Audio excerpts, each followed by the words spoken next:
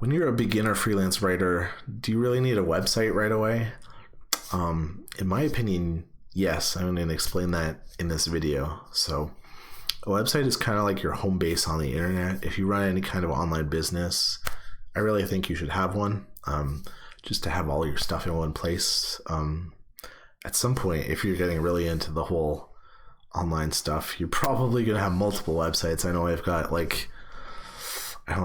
less than 5, but probably like 3 or 4 on the go right now. So the big reason that you're going to want to have a website, even as a total beginner freelance writer, is just to showcase some of your writing.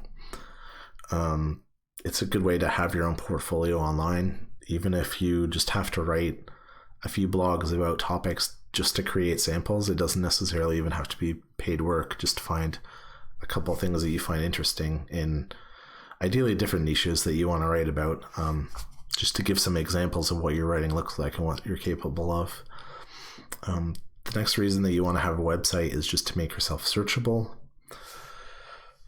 because clients aren't going to find you unless you have like a blog or some kind of website.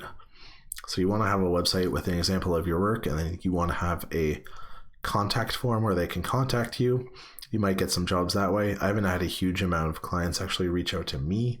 Normally I apply to them and then get work that way, but it's always possible, especially if you start to become a well-known writer, that people will recommend you and they'll check out your website and then contact you directly. So you want to make yourself available if people can find you that way. Having a website also gives you more credibility. It makes you seem more established as a writer, even if you just started.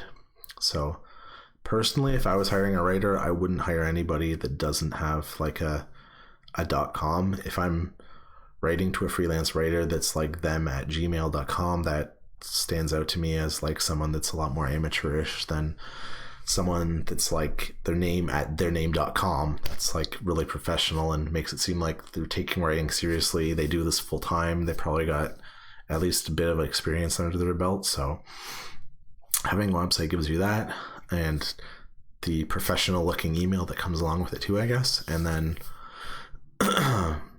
yeah, I wouldn't necessarily expect people to hire you because you have a website. That's not what it's for. It's more like social proof.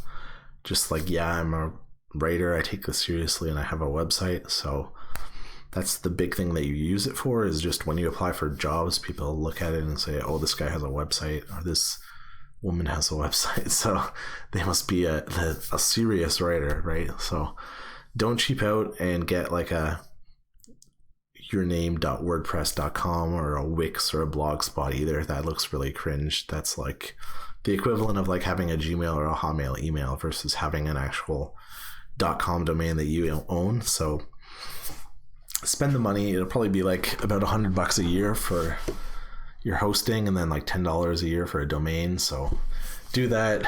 You can write it off on your business expenses anyways.